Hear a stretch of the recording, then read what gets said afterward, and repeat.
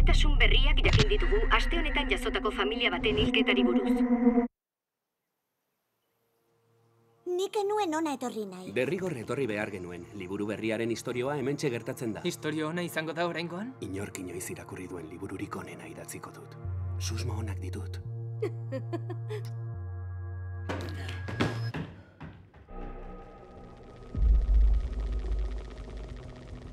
Egundo onelakorik. Familia jolasean. Barbakoa 79.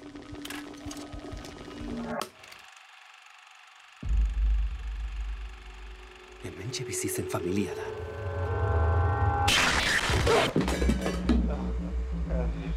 Serie hiltzaile bat dela uste duzu? Ez dakit. Aurkitu dudan lehenengoa 60ko hamarkadakoa da. Kasuen arteko lotura bakarra simbolo hauxe da. Simbolo hori Bagul izeneko jainko pagano batena da. Umeen arimak jaten ditu.